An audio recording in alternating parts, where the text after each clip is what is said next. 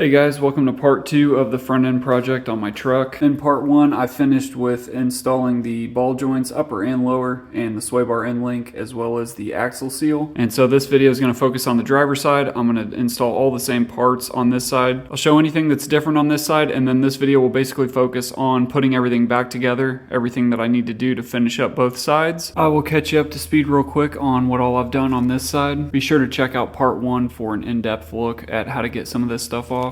I took the lug nuts off, they are 22 millimeters, and then I took off the 36 millimeter axle nut. After taking the wheel off, I took off the brake caliper. It has two 3/8 slide bolts that I took out. I pushed the caliper piston back and took off the brake caliper. After that, I took off the 18 millimeter nut on the tie rod end. From there, I worked on the sway bar end link. That was pretty easy to get off on this side. It's got 13 millimeter nuts on both sides, and I used some locking pliers and a 13 millimeter wrench to get off some of the parts there. The sway bar bushing has two 10 millimeter bolts. I got those off and got that bracket off and took out the old bushing. To get the ball joints off, I took out the cotter pins on the upper and lower ball joint, and then used an 1/16 wrench to get both of those castle nuts off. I used another wrench on the end to get extra leverage, and I was able to get both of those off. For the upper ball joint castle nut, I just put my foot on the frame and I was able to pull on that wrench and get that one loose. For the lower ball joint, I jacked it up with my floor jack and then just used a hammer to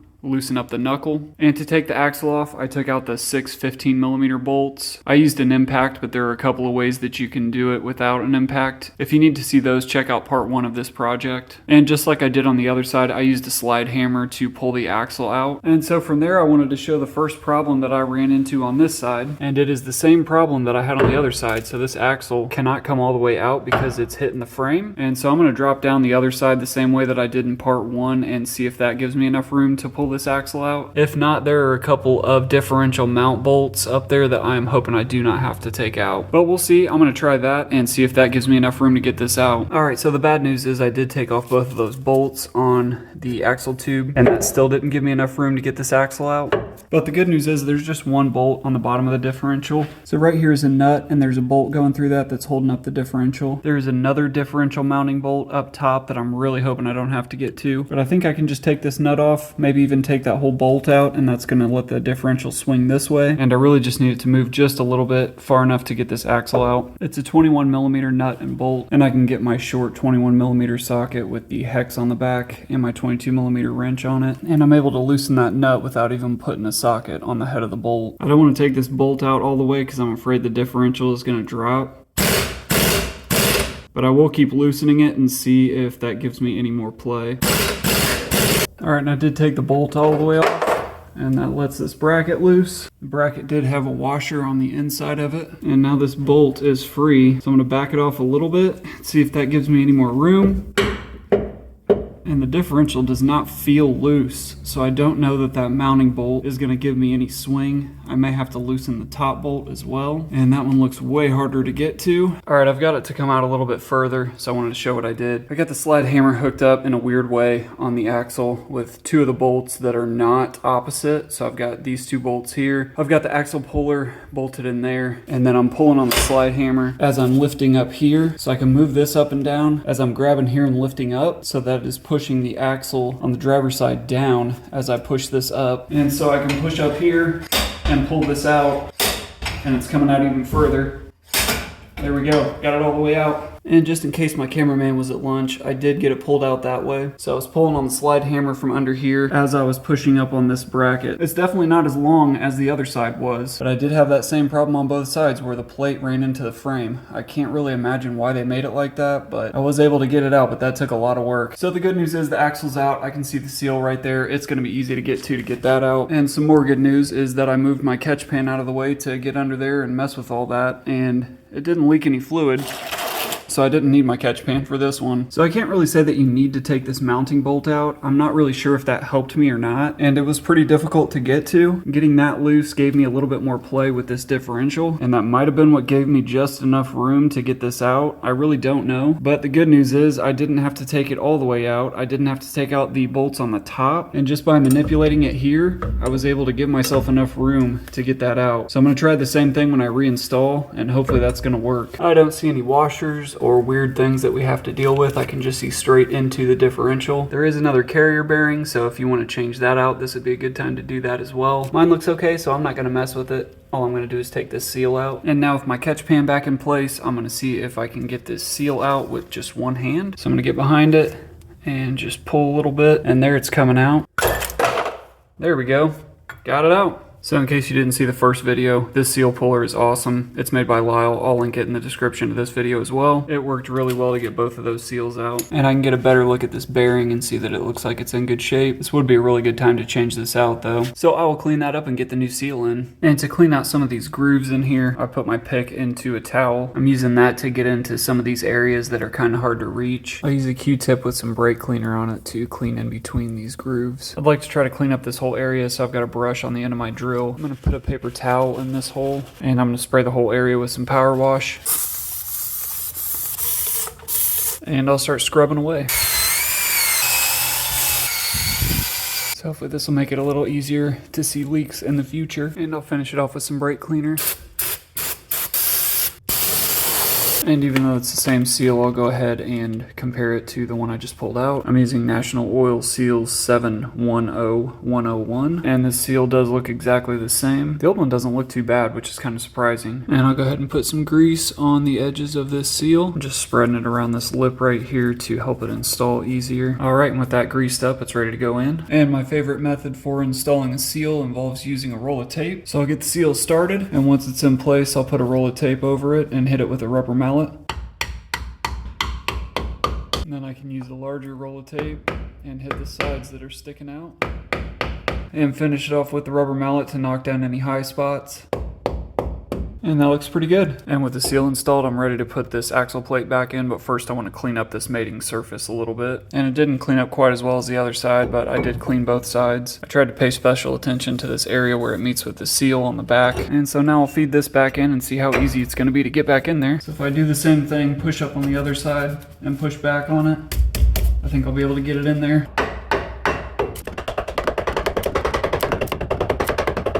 Just got a little bit further to go. And I'm really close, so I'm just going to keep trying this way. I put this axle puller back on so that I can hit it with a real hammer and not damage the plate. So I'll lift up on the other side by pushing up on it with my foot.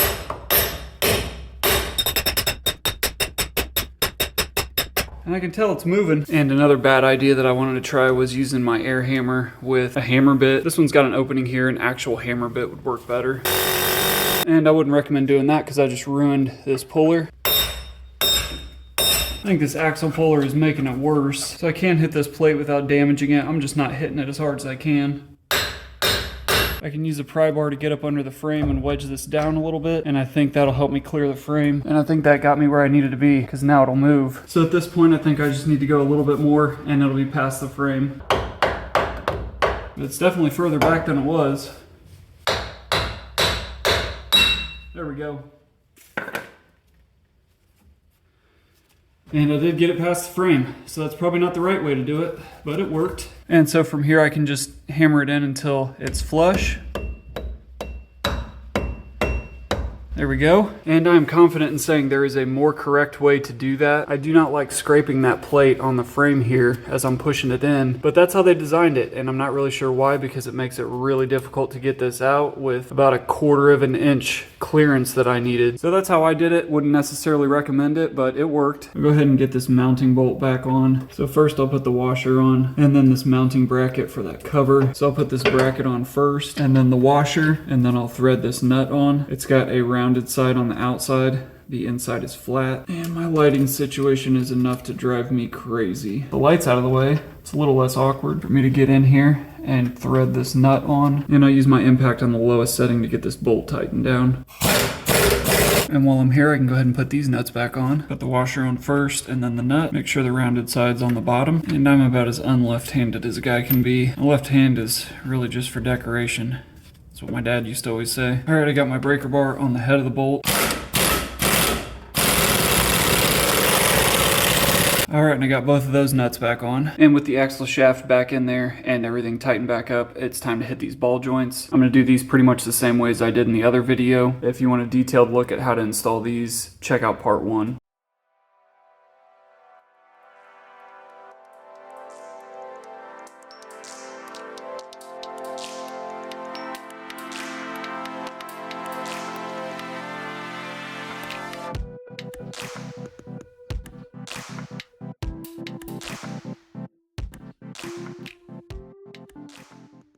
So I grind these down until there's basically nothing left, and you can see the circle that is the shaft of the rivet. And so then I'll use that circle and punch a center punch into it. So I'll try to get as centered as I can and punch a good center punch into it.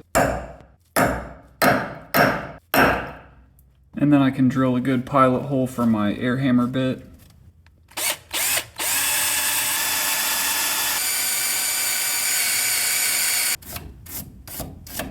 And then I'll use my air hammer to punch them out. And then I'll grind on them some more.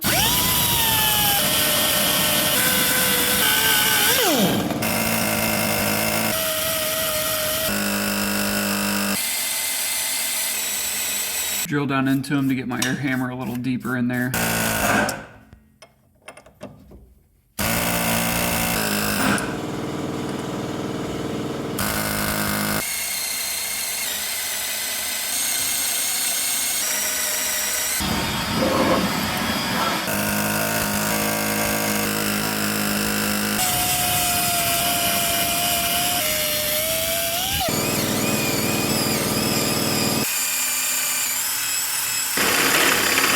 So I used a 3/8 bit, and that got all the way through the head of these rivets. So now I can see where I'm getting into the ball joint material. So this should be to a point where I can hammer these out.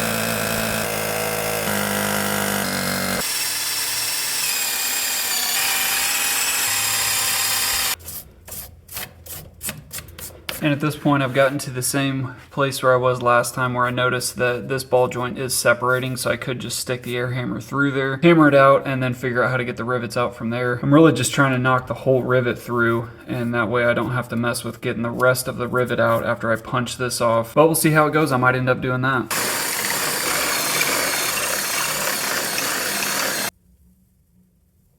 So I'm gonna let these sit in PB Blaster for a minute while I take a break, and hopefully when I come back I'll just punch right through these.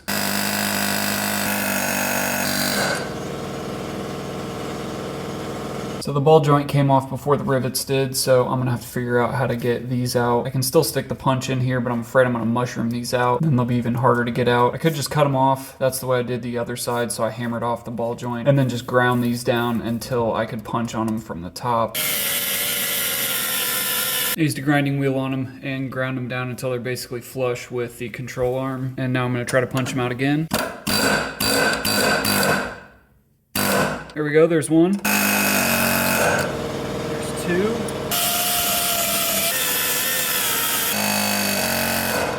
And I hammered all four out of here, and they're sticking out the bottom. I can just stick a punch in the top and hammer them out.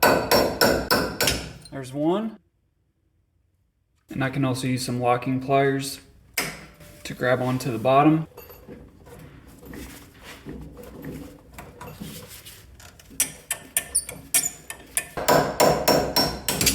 There's three. All right, and there's the last one. I'm sure there's a better method to get those out, but that's how I did it.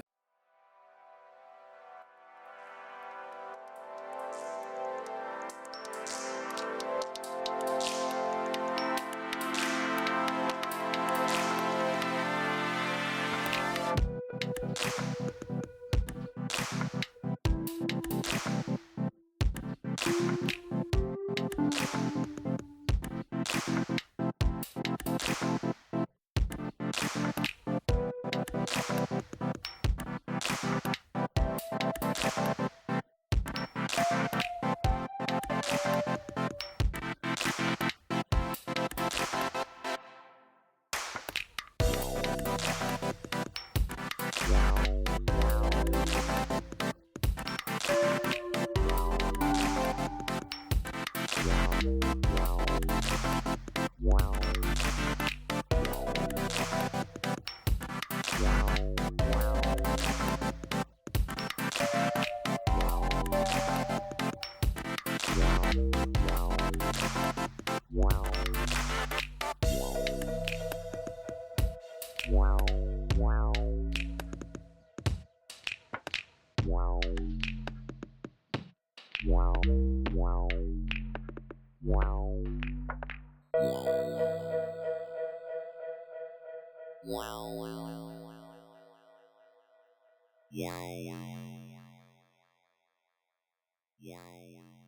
I started installing the sway bar end link. It's pretty difficult to get in here because the other side is in there, so this is a lot less free than it was on that side. So I got everything through here, got everything on that needs to be on before I put it through the sway bar, and I had just enough clearance to get it under with a pry bar prying this part up. So from there I only had a little bit of the top sticking out. I used a small pry bar. I got underneath it from this side and pried up from the bottom through the access hole right here, and that let me push it up just far enough that I can get a nut on here, and I'll tighten that down and that'll pull the shaft up. I've got a large washer that I had on hand and a nut that fits on this thread. So I'm going to crank this down and pull that shaft up.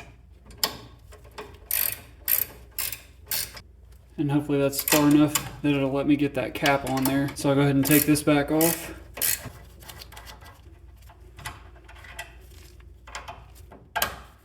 So I'll get that started and leave it loose while I put the axle in. I should have put the axle in before I put on the sway bar link. I didn't think of that until I got it all the way on. So I'm just going to loosen up this shock mount. It's just got one bolt at the bottom here. I took that off on the other side. I really didn't need to, but this time I do need to because I don't want to take this back off. It's got an 18mm nut on an 18mm bolt head. Put some PV Blaster on it. I don't think my paint's dry enough, so I hope it don't ruin my good paint job.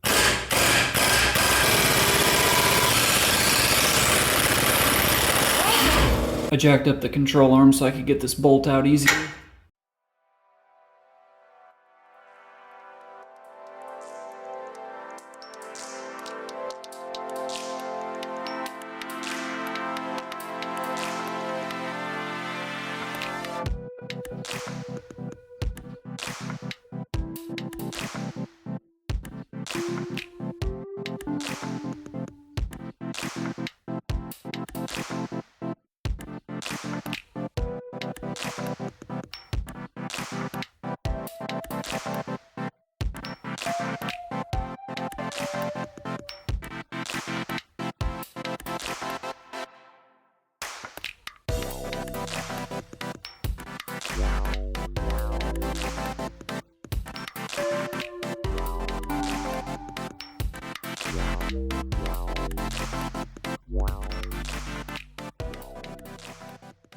Now that I've pretty much got everything installed, I've got a few things to button up. So the first is going to be the mount for the sway bar bushing. I'm going to get those tightened down on both sides. I did get my new bump stops. So these are just some universal bump stops. I'm going to see if those fit. If they do, I'll link those in the description. But I need to tighten some more things down. I'm going to finish tightening down the sway bar links on both sides. And then after that, I'm ready to get the knuckle on. So I'll get that on, reattach the tie rod, get everything put back on both sides. And then we'll retorque everything after we get the load back on the suspension. These bushings look like they were too big, but once I tighten this bracket down, they actually look like the perfect size. So I'm just going back and forth from side to side so I don't tighten one side down too much. I put a little bit of PV Blaster on these bolts because they're really hard to tighten. I feel like that bushing looks pretty good. Definitely looks the same as the old one, so I guess I'm okay with that. So I'll do the same over here. I'll just tighten up one side at a time and go back and forth till the whole thing's tight. All right, those are really tight. You may want to do something I didn't do and put some anti-seize on these before you put them on. There's probably going to come a day where I regret that I did not put anti-seize on these bolts, but I just want to get this put back together. Now I'll put these new bump stops in. These did not come with a washer, but I'm going to put one on anyway. This is one of these nuts with the plastic on the top, and that acts as a bit of a thread locker, so you really don't need to put thread locker on these. And the nut on these bump stops is 9/16. You may ask, how do I know it's 9/16? Well, I have a set of calipers. I really like this set. I just got it. And there's a feature on these that I really like, so I wanted to show this. So you can use digital calipers to measure the size of anything. I use this pretty much exclusively for measuring bolt sizes. So if you've never used one, you just close the jaws, make sure that it says 0. If not, you can hit that 0 button. So if you put the flat side of the bolt on the jaws and then close them, that'll give you an accurate size for your bolts. So I don't have a 14.16mm socket, so I will change it to inches and see if it's a round number in inches. And since it's not, the feature that I like about these calipers is it has a fraction. And so when I go to the fraction setting, I can see that this is a 9/16 bolt. So I use these a lot. That way I don't have to hunt for a socket that fits onto a bolt or a nut. I can just grab these, measure it, and I know exactly what I'm looking for. And so I'll try to get my socket in here and get this bump stop tightened down. I'll just hold the bottom and tighten the nut on. And once you get it tight enough, the bump stop will grab on right there, and then you can just tighten it the rest of the way. There we go. I think that's good enough. It's not a perfect fit, but it's going to get the job done, and it's better than trying to buy a new one. I looked up that GM part number. I'll put it on the screen here, but when I looked it up, I couldn't find any except at dealerships, and they were wanting like 90 bucks for a pair. So instead of spending $90 on GM bump stops, I just got these universal ones. They'll work just fine. And same thing with this side.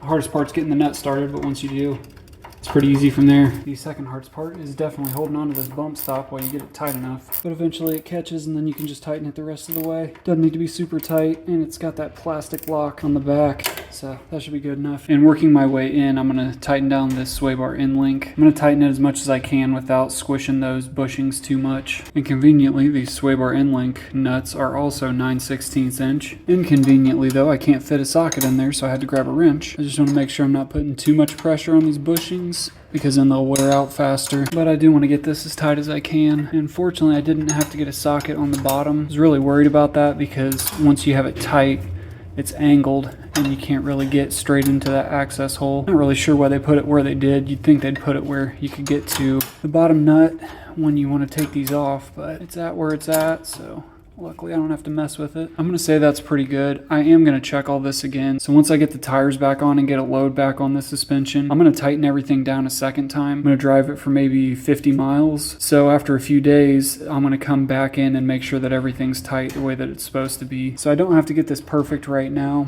but I do want to get it tight enough where it's not going to fall apart as soon as I hit the road. So we'll call that good for now. I'm going to do the same to the other side, and nothing of interest to report on this side other than the fact that a 9/16 ratcheting wrench would have come in handy right about now, but this will work. Just do it the old-fashioned way. And I would like for this side to look similar to the other side, so I could see maybe 5 or 6 threads sticking out the top. And so I want to try to get this in about the same position. And I can see this bushing start to pop out on this side, and I don't like that. So I'm going to leave it where it's at. After I ride on it for a bit, it's going to shift itself, and I'll be able to come back in here and tighten these down, and hopefully it'll be lined up a little better. So there's a little bit better look at it. This right here is what you don't want because it's positioned incorrectly. It's because my sway bar is tilted down on this side a little bit more. I could probably stand to get a new sway bar, but I don't want to do that. I imagine I'll do it at some point to change out the pitman arm, the idler arm, and all that stuff inside there, but I don't want to mess with that today, so I'm going to leave this here. All right, so now we're ready to get the steering knuckle on.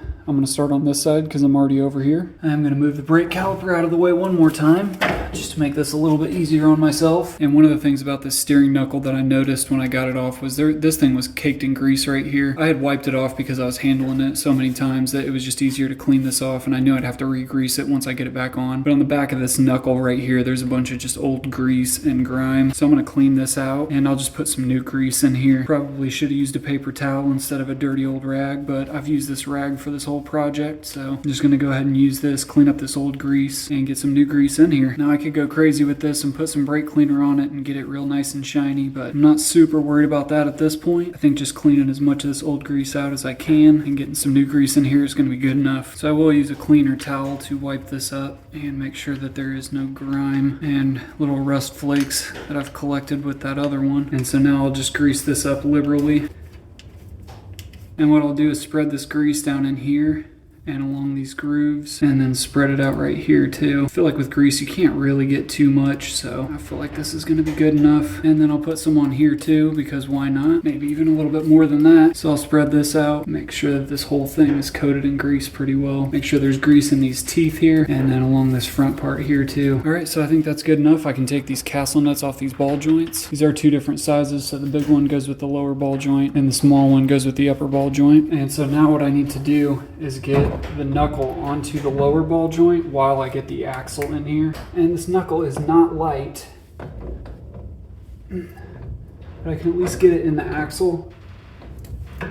Move it over, get it centered, and then pull it out a little bit. Drop it down around the ball joint. Alright, so now I've got the ball joint in, and the axle is in the center. And so now what I can do is try to thread the castle nut onto the lower ball joint. Even just getting it on a couple threads is going to help me out. I lift it up until I can get this castle nut threaded on. So this is not easy. I should probably use a jack or something. Alright, there we go. I got the nut on. That was not easy. So now I can lift up a little bit and get that castle nut on just a few more threads. I also need to make sure that my axle is centered, and we'll actually go through And that's good. So from there, I really just need to try to get this upper ball joint onto here. And as I rotate this knuckle back, I'm real close to getting that ball joint in there. So I can tilt it back and then hopefully lift this up far enough to get this in here.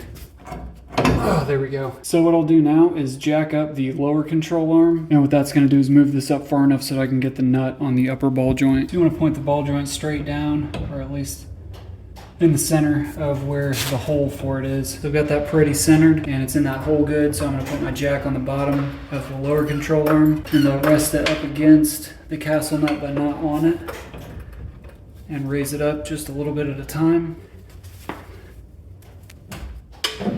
There we go. All right. Now it's sticking through the bottom. Just going to jack it up a little bit more so I can get a few threads out. Wiggle it around a little, get it in place. And I can feel a few threads. I got a few threads on there, which is good. I'm going to try to jack it up just a little bit more and see if I can get a few more turns on that before I let go. And I'm going to let go slowly and see what happens, because I have jacked the truck up as far as it'll go. So I'll let it settle and then I'll tighten it back up and push up again. I think it might help if I can lift up the knuckle without having the jack directly on the castle nut of the lower ball joint. So I put my 36mm socket, it fits around that castle nut, so I can get that around the castle nut and jack up just the knuckle. So I can jack it and then thread this castle nut for the upper ball joint on a little bit more. And I'm going to leave it jacked up while I tighten down this castle nut. This is a 21mm. The torque spec for this upper ball joint is 94 foot-pounds. I'm obviously not going to be able to get a torque wrench in here, so I'm going to leave it there for now. I will tighten this up a little bit more once I get the lower ball joint tightened up. And now I can spin this lower ball joint castle nut on a lot more. And this one's a lot bigger, so I'm hoping this is 1 inch so that I can use my 1-inch wrench that I bought. There we go. It is a 1-inch castle nut. So I got that one tightened down pretty good. I'm going to go ahead and put on the tie rod. That will give me some pressure on this knuckle so that I can torque these down more. And this nut here gets torqued to 40 foot-pounds. I'm going to put a little bit of anti-seize in here. I'll have to get some pressure on this tie rod end to be able to spin that nut on. And the torque spec for this nut is 40 foot-pounds. And there's 40. So I can let this down. And now I can tighten down this upper castle nut. I'm just going to get it as tight as I can. I obviously won't be able to get a torque wrench in here. It's way above the hole for the cotter pin, but I do have it lined up pretty much perfectly, so I'm going to leave it there, put the cotter pin in, and call that good. So the cotter pin will slide in freely. I'll get it all the way in there, and then I can use some needle nose pliers to bend this down. So I'll bend this down and around this way, and then I can bend up the end with some needle nose pliers. The lower ball joint castle nut gets torqued down to 84 foot-pounds. I measured the nut. It measures at 1 inch and 1/32, and I can barely get this 1-inch socket on there. So I'll see if I can torque it down to 84 with this one. There we go. I'll use a breaker bar to tighten it a little bit more to get the hole to line up. The ball joints came with 2 cotter pins. One is larger than the other, so the larger one is going to go on the bottom ball joint. And so I'll put that on and bend this around, and you can use a wrench to tap it down. And with that tightened down, I want to double check and make sure that I torqued everything down before I put the rotor and the brake caliper back on. So the first is the tie rod end. I know I just torqued that down. The sway bar bushing is tightened down, as well as the sway bar link. Upper ball joint is torqued down. Lower ball joint is torqued down. Got the bump stop on. I can double check this real quick because I have my 18mm sockets over here, and I know that this is tight. So other than that, I can't think of anything right now that needs tightened down over here before I put the rotor and the brake caliper on, so I'm going to go ahead and do that. And I'll use one of the lug nuts to hold this in place while I put the caliper on. My slide pins are seized up, and I was trying to figure out a way to get this freed up, and then I realized there's an easy way to get this free, and that is to drop it on the floor. That works. So these move pretty freely. They've still got some grease in them. I'll try to put a little bit of new grease in there. And I have had this same tube of brake lubricant for the longest time. I think my dad gave it to me a long time ago. But this is the good stuff. Every time I look for new brake grease, this is what pops up. So I assume this is the good stuff. I'm going to use a little bit of this, put it on the top there, and then slide this around and try to get it down into that sleeve. We'll put a little bit on this side and do the same thing. Try to get some new grease down in there. And now it slides with no help, so I think that's pretty good. So I'll do the same with this one. All right, so that feels good. The caliper mounting bolts get torqued down to 38 foot-pounds. I'm going to turn the wheel to the left to give me better access right here.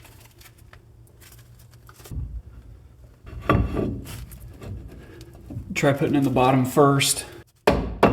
I'm gonna grab another lug nut and put it on the rotor up here by the caliper to cinch this down. All right, and that looks like it's in place. And before I put these slide pins in, I'm gonna put some grease on the outside of the sleeve.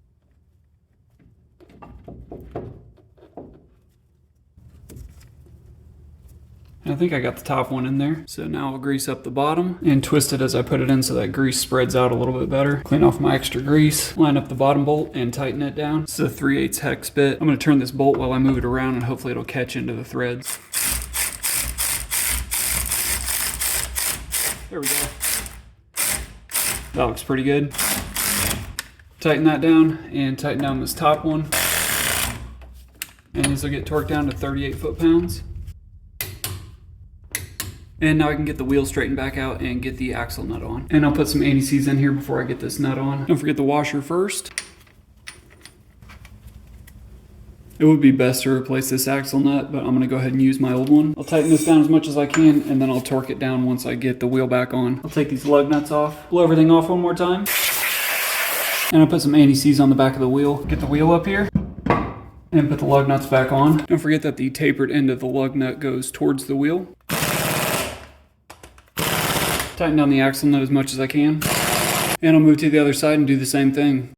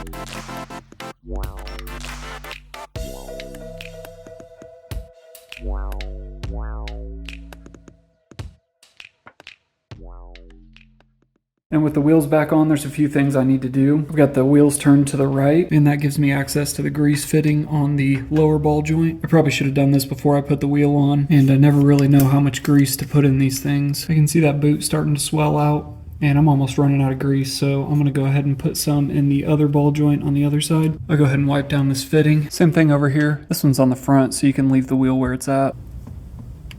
I guess you just go until grease comes out.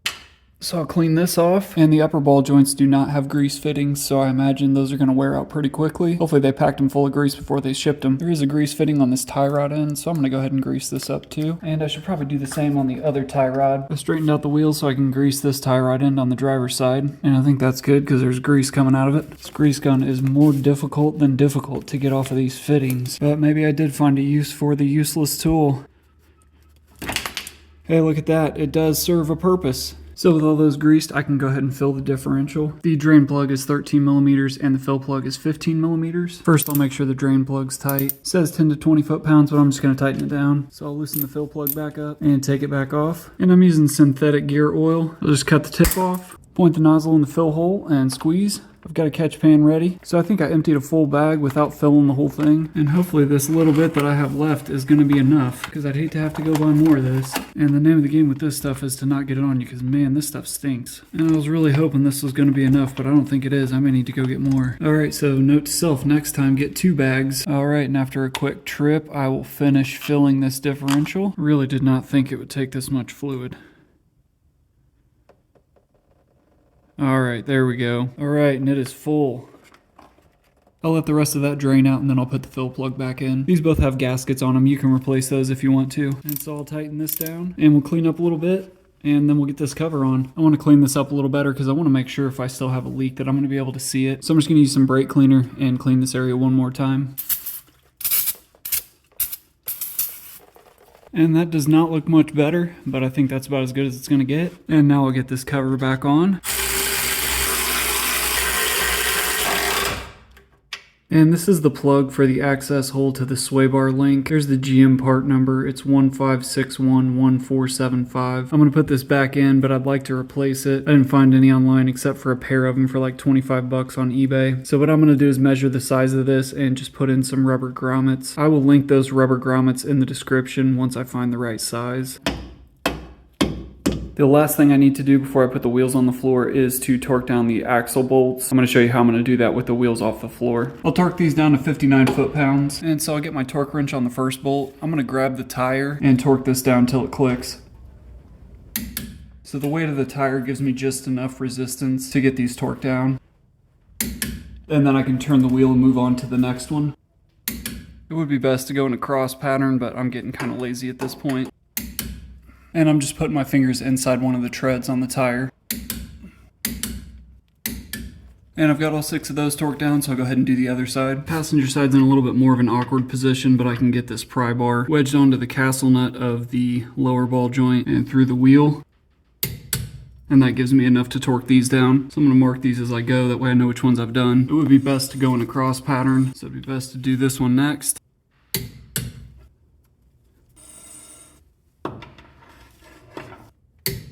The head of this bolt's rounded a little bit, so I'll get the socket all the way on there. There we go, I got that one. I was afraid I wasn't going to be able to get that one because it was pretty rounded. Alright, and there's the last one. So I can go ahead and take the truck off the jack stands. Remove the wheel chocks. And with the wheels on the floor, I can torque the axle nuts to 173 foot-pounds. My torque wrench only goes up to 150, so I'm just going to use my longest pry bar and get these as tight as I can. I had used the highest setting on my impact, so I think that's probably pretty good. Torque the lug nuts to 120 foot-pounds.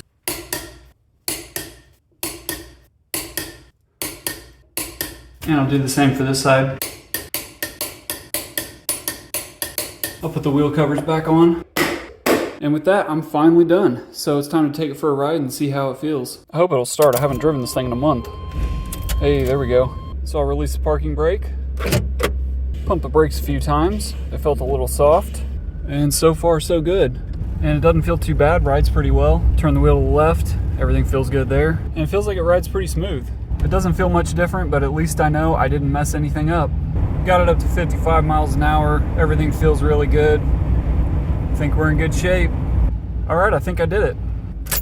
Nice. And I did want to show while I can how much rust and just old truck bits fell off of this thing as I was pounding on it. So there's the mountain of rusty truck bits that I swept up. And that is all of the rusty, crusty truck parts that I swapped out on this project. It doesn't look like a lot, and it was a ton of work, but we got it all out. And the last thing I wanted to show is all the tools that I used during this project. So all of this I either tried or used in some way, shape, or form. It looks like a lot when I pile it all together, but just some quick highlights. I did have to use a lot of air tools. I don't know that I would have been able to do this without a compressor and air tools. Battery powered ratchet and drill are awesome. I use those pretty much everything I do. These short sockets with the hex on the back are awesome too. I use these with everything. I got that 1/2-inch chuck drill at Menards for like 18 bucks. That was a good investment. There is a better pickle fork that is actually for pulling ball joints. I'll link that in the description. These pliers I got on Temu are really good. I would recommend getting these. They're super cheap. I don't know how I got a pipe wrench in on this project, but I did. A whole lot of wrenches and a whole lot of sockets and even more extensions and adapters. These calipers are great. I would recommend these. I'll link those in the description. I used all the grease in my grease gun, so I need more grease. And I forgot to try this stuff. A buddy of mine turned me on to this for cutting and tapping into metal. He said this stuff is great and works really well. So I bought some and then never used it, but I'll link that in the description. And last is the leaf blower. So during this project, as I was hammering on things, there was a lot of rusty truck bits falling down. And so I would use the leaf blower and blow all the bits off the floor so that when I'm laying under the truck, I'm not laying on all that stuff. So every once in a while, I just kick on the leaf blower, blow everything off, and it gave me a clean working surface, which was nice. But yeah, that is a lot of stuff to do a project. But we got it done. The truck's running good, and I know it's a little bit safer. So I'm happy with the work. With that, I will say thanks for watching. I appreciate you guys tuning in for both parts of this project. And for making it this far, you can send me an email to benrenchenYT@gmail.com, and I will send you a free sticker. And thanks for following along with my project, and I'll see you guys in the next video.